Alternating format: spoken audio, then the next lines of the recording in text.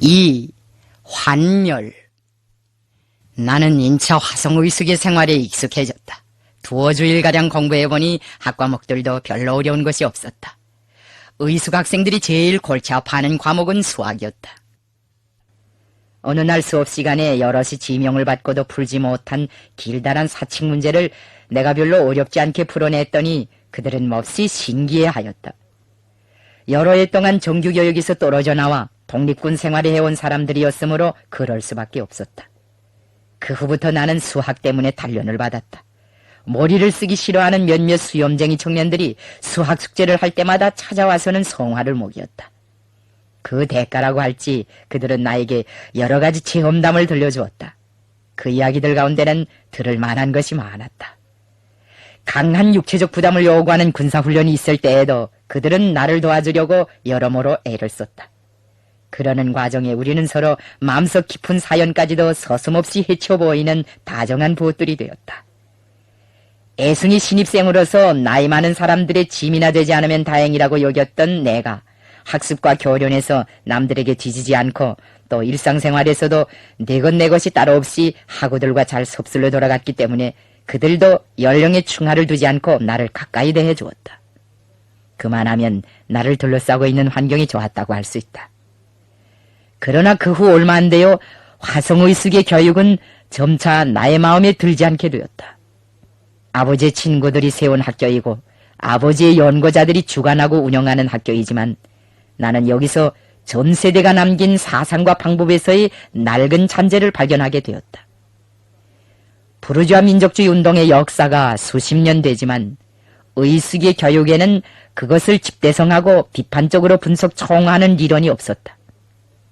부르주아 민족주의자들은 수십 년 동안이나 민족주의 운동을 지도해 오면서도 그 운동의 지침이 되고 교훈이 될 만한論문이나 교과서 하나 똑똑히 만들어 놓지 않았다.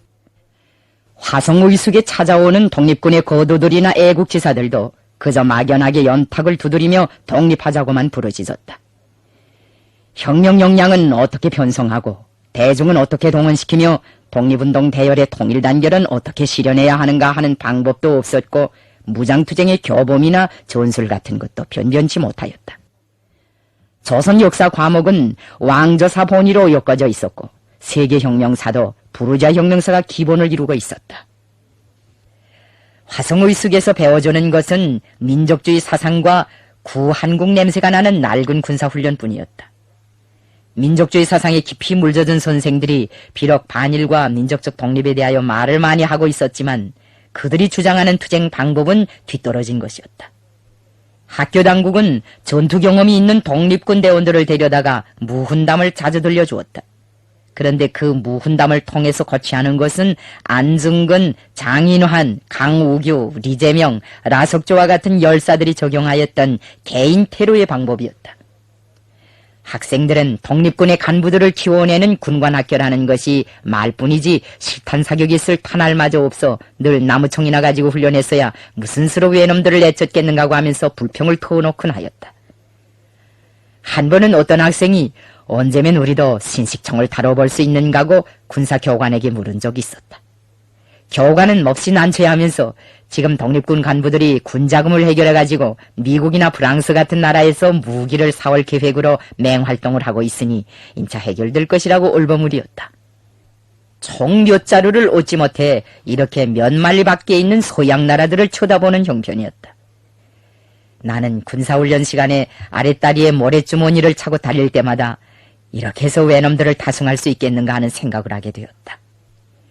지난날 수천 수만명을 헤아리는 전봉준의 동학군은 우금치라는 곡에서 1000명의 일본군을 당해내지 못해 질이 멸렬되었다. 그때 일본군은 신식총으로 무장하고 있었다. 동학군은 100명이 한 놈씩만 제껴도 공주를 치고 서울까지 내초 달려갈 수 있는 유리한 형세였는데 무장이 약하고 군세가 약하여 참패하고 말았다. 의병의 무장도 동학군보다는 별로 나은 것이 없었다. 의병들에게도 얼마간 신식총이 있었지만 그 양은 한정되어 있었고 대부분의 성원들은 도착 무기가 아니면 화승대를 사용하였다. 의병 투쟁을 화승대와 38식 보청의 싸움이라고 역사가들이 말하는 것도 이런 이유 때문이라고 생각한다. 청탄 한 방을 쏠 때마다 매번 손으로 불을 붙이지 않으면 안 되는 화승총으로 분당 10발 이상씩 쏠 수 있는 38식 보총을 지압하려면 얼마나 비참한 인내를 체험해야 하며 얼마나 간과한 싸움을 해야 하는가 하는 것은 그다지 상상하기가 어렵지 않을 것이다. 화승대의 성능이 아직 의병들만 아는 비밀로 남아있을 때까지는 일본 군대가 이 화승대 총성만 듣고도 겁에 질려 달아났는데 성능을 안 다음부터는 그것을 두려워하지도 않고 우습게 여기었다니 그 싸움의 결과가 어떻게 되었겠는가. 양반 도덕과 계율에 밝은 유생 출신의 의병들은 전투 중에도 배관을 쓰고 거치장스러운 도포 차림으로 싸움을 했다고 한다. 이런 의병들을 일본 군대는 대포와 기관총으로 짓뭉개 놓았다. 일본의 군력이 그때보다는 어방없이 강대해졌는데 모래주머니를 차고 다니는 훈련이나 해가지고 과연 땅크, 대포, 군함, 비행기와 같은 현대적 무기와 중장비들을 계열식으로 만들어내는 제국주의 강군을 거꾸러뜨릴 수 있겠는가? 나를 제일 실망케 한 것은 화성의숙의 사상적 낙후성이었다. 학교 당국이 민족주의 외통길로만 나가면서 다른 사상은 다 경계하다나니 학생들도 자연히 그 흐름을 따라가지 않을 수 없었다. 화성의숙에는 왕조 정치의 미련을 가지거나 미국식 민주주의의 환상을 가지는 청년들도 있었다. 그런 경향은 세계혁명사 과목의 학과 토론 시간에 제일 우심하게 나타났다. 선생의 지명을 받은 학생들은 강의 시간에 취급된 내용을 그대로 되풀이에 옮기면서 자본주의 발전에 대하여 장황하게 늘어놓았다. 그들의 그 교조적인 학습 태도에 나는 불만을 금할 수 없었다. 화성의숙의 정치 과목 수업에서는 조선 독립과 조선의 민중이라는 사안현실에 대한 고찰이 전혀 없었다. 그저 교과서나 교수 요강에 제시된 내용들을 기계적으로 배워주고 받아낼 뿐이었다. 토론을 실천 문제, 조선의 장래와 관련된 문제를 놓고 하는 것이 옳다고 생각한 나는 방금 토론을 한 학생에게 우리나라에서는 독립 후 어떤 사회를 세워야 하겠는가고 물어보았다. 질문을 받은 학생은 자본주의 길로 나가야 한다고 서슴없이 대답하였다. 우리 민족이 외놈들에게 나라를 빼앗긴 것은 다른 나라들이 자본주의 길로 나갈 때 우리나라에서는 봉건 통치배들이 음풍영월로 허송세월하였기 때문인데 그런 과거를 되풀이하지 않기 위해서도 자본주의 사회를 세워야 한다는 것이었다.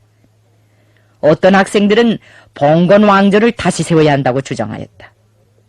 민주주의 사회를 세워야 한다거나 근로인민이 주인된 사회를 세워야 한다고 주장하는 학생들은 없었다. 민족해방운동이 민족주의 운동으로부터 공산주의 운동회로 방향 전환을 할 때인데 이런 시대 사조를 전혀 염두에 두는 것 같지도 않았다. 독립 후 어떤 나라를 세우는가 하는 것은 그때에 가서 볼 일이지 독립도 되기 전에 자본주의냐 왕조복귀냐 하는 것은 싱거운 일이라고 하면서 팔짱을 지르고 앉아있는 학생들도 있었다. 나는 그런 토론을 들으면서 화성의숙에서 실시하는 민족주의 교육이 시대에 뒤떨어진 것이라는 것을 더욱 통절하게 느꼈다. 봉건 왕조를 되살리겠다는 것도 그렇고 자본주의 길로 나가야 한다는 것도 그렇고 다 시대착오적이라는 생각이 들어 가슴이 답답해졌다. 나는 참다 못해 자리에서 일어나 우리나라는 구라파 나라들처럼 부르주아 혁명을 할 수도 없고 그렇다고 낡은 봉건 통치 기구를 그대로 되살려도 안 된다고 말하였다. 자본주의나 봉건사회는 다같이 돈 많은 놈들이 근로대중을 착취하여 호강하는 사회이다. 독립된 후 조선에 이런 불공평한 사회를 세울 수는 없다. 기계문명의 발전만 보고 자본주의의 병집을 보지 않는다면 그것은 잘못이다.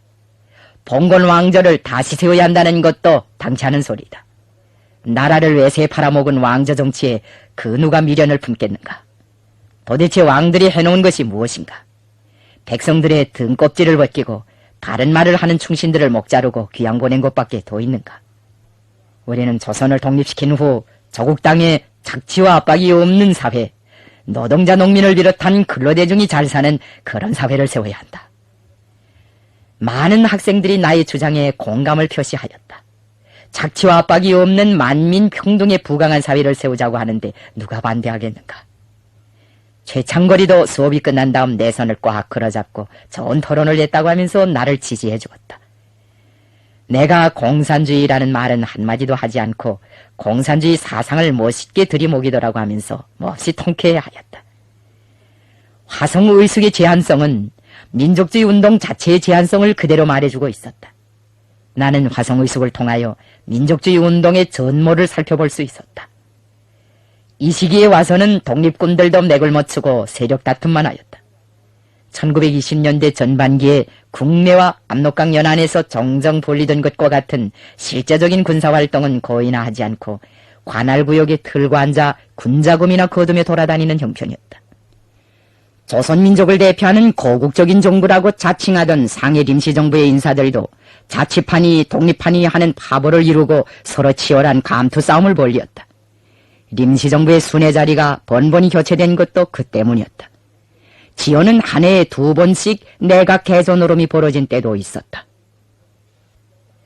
임시정부의 요인들은 파리 강화회의 때 조선독립청운서가 미국을 비롯한 협상국 대표들의 악랄한 방해책동으로 회의 의정에 상정되지조차도 못했던 사실에서 응당한 교훈을 찾을 대신 민족의 존엄을 훼손시키면서까지 비굴하기 짝이 없는 청원 노름을 계속하였다. 심지어 미 국회의원 동양 시찰단이라는 것이 상해를 거쳐 서울로 들어왔을 때에는 국내에 있는 친미 사대주의자들을 부추겨 미 국회의원들에게 인삼과 은제품을 비롯한 여러 가지 값비싼 물건들을 섬겨바치게까지 하였다. 그러나 이런 임시정부조차도 자금난으로 1920년대 중엽에 와서는 그 호울마저 유지하기 어렵게 되었으며 나중에는 장개석의 중경정부에 얹혀 다니면서 구차스럽게 지내지 않으면 안 되었다. 정치적 통효성이 많은 자산계급 출신의 민족운동 지도자들 중 적지 않은 사람들은 근로인민대중의 혁명적 진출에 겁을 먹은 나머지 원수들에게 투항변절하고 말았다. 그들은 애국지사로부터 일제의 앞잡이로 민족개량주의자로 굴러떨어져 민족해방운동을 저해하는 길에 들어섰다.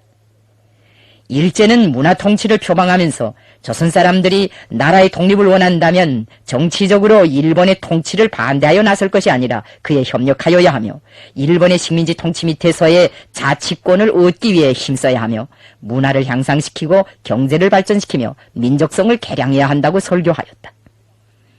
이 설교를 통째로 받아문 것이 바로 자산계급 출신의 민족운동 지도자들이었다. 그들은 민족 개량과 실력 양성의 보자기를 쓰고 교육과 산업의 진흥을 떠들었고 각 개인의 자아수양을 떠들었으며 계급협조와 대동단결, 민족 자치를 떠들었다. 이와 같은 개량주의의 바람이 화성의숙에도 불어왔다. 김시운의 집 웃방은 항상 나와 정치 문제에 대한 이야기를 나누고 싶어 찾아오는 청년들로 흥성거리었다. 내가 김시우의 소재에 있는 막스레닌주의 서적들을 열심히 탐독하고 있을 때였으므로 화제는 자연히 정치 문제에 쏠렸다. 나는 무성이 있을 적에도 레닌의 일생기나 사회주의 대의와 같은 책을 몇 권 읽었지만 화전에 와서는 그보다 많은 책을 읽었다. 이전에는 그저 책의 내용을 파악하는 데 그쳤다면 화성의숙에 온 다음부터는 책을 읽으면서도 항상 고전에 나오는 혁명의 원리들을 조선의 현실과 결부시켜 생각해보게 되었다. 조선혁명의 실천과 관련해서는 알고 싶은 것이 한두 가지가 아니었다. 일제를 타도하고 나라를 찾아야겠는데 어떤 방법으로 그 목적을 실현하겠는가? 조국을 광복하는 투쟁에서는 어떤 대상을 적으로 규정하고 어떤 계층과 손을 잡아야 하는가? 나라를 독립시킨 다음에는 어떤 노정을 거쳐 사회주의 공산주의를 건설해야 하는가? 나한테는 이 모든 것이 미지수였다. 그런 문제에 대한 해답을 찾으려고 손에 책을 잡으면 비슷한 대목이 나올 때까지 깊게 파고들었다. 특히 식민지에 대한 문제가 언급된 대목은 10번, 20번 곱씹어 읽었다. 그러다 나니 동무들이 찾아와도 화제거리가 많았다. 우리는 새 사조에 대한 이야기와 소련에 대한 이야기를 제일 많이 하였다. 그런 이야기를 듣는 날에는 학생들이 저마다 착취와 압박이 없는 새 세계를 눈앞에 그리며 점처럼 자리를 뜨려고 하지 않았다. 그들은 왕조복귀나 자본주의나 민족 개조를 주장하는理論보다 그런 이야기들이 훨씬 더 재미난다고 하였다. 그날을 되는 대로 보내던 학생들 속에서는 점차 새 것에 대한 동경심이 싹트기 시작하였다. 그런데 학교에 나아가서는 레닌에 대한 이야기나 10월혁명에 대한 이야기도 마음대로 할 수 없었다. 학교 당국이 그것을 금지시키고 있었다. 내 마음속에서는 점차 화성의숙에 대한 기대가 허물어지기 시작했다.